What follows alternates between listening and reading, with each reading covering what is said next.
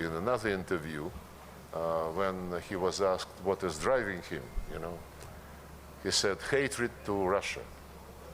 The interviewer wanted to clarify to Putin. He said no to all Russians. And this is said by the person who, during his artistic days, was defending the right of Ukrainians to speak Russian. And he said, get lost. Don't even think about touching the Russian language. It's our history. So this is where we are. Hatred is not the best guide.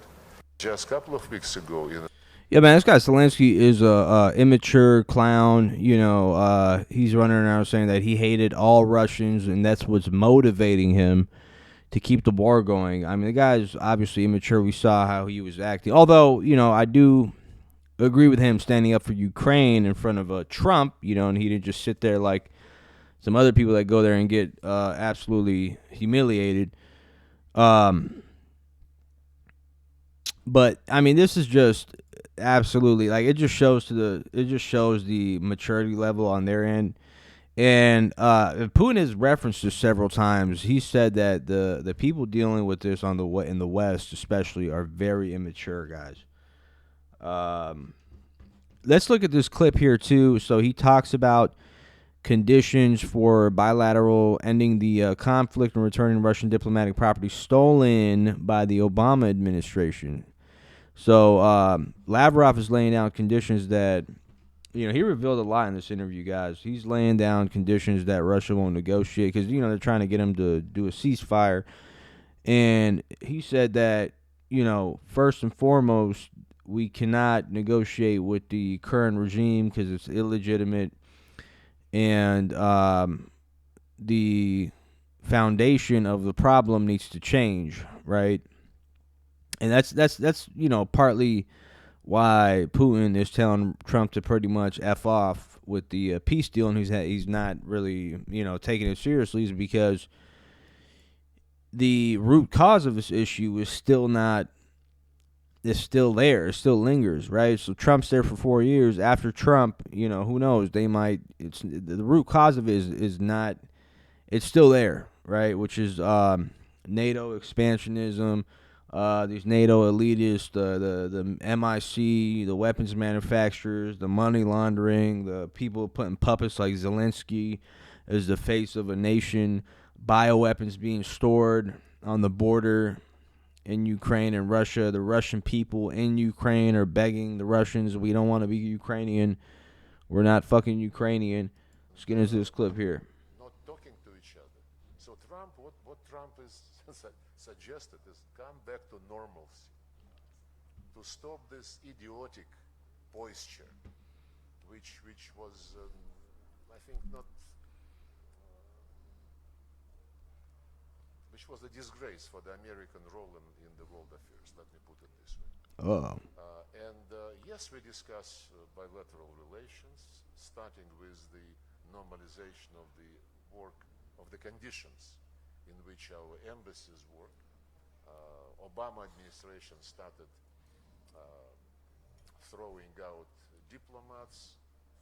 He stole 5 pieces of diplomatic property, which are still under arrest.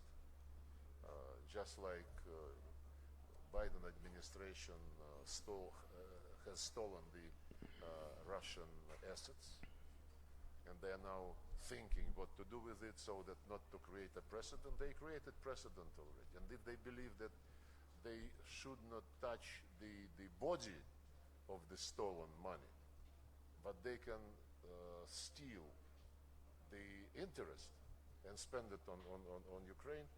Look, this is disgusting logic, and it shows that new.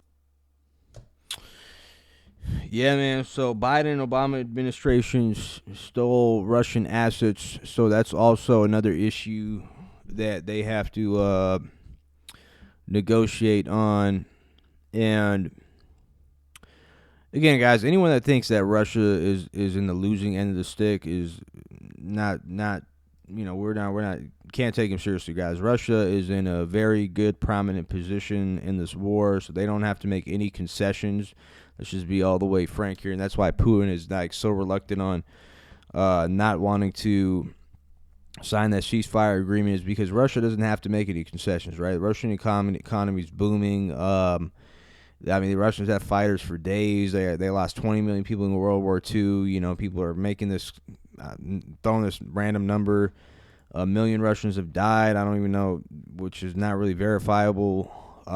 You also got, this has just become a war of attrition. Like, eventually the West is going to be, they're going to be drained. They're not going to be able to support Ukraine. And at that point, Putin essentially just, takes that territory, removes the government, So this is just a war of attrition for Russia at this point, unless the EU and NATO and all these other people join the fight, right? But you're talking about, like, we don't even know how well prepared these people are, right? They've never been in a warlike situation for several years. It's like, telling a boxer who's sat on his ass for like 50 years, now it's time for you to get up and box. It's not the same. I don't even think they do like the essential military drills.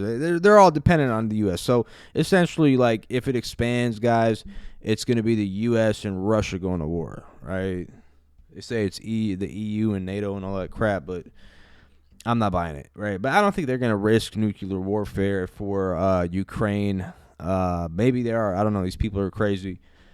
But yeah, let me know what you guys think in the comment sections down below. Man, Lavrov was revealed a lot of interesting things with this interview, man.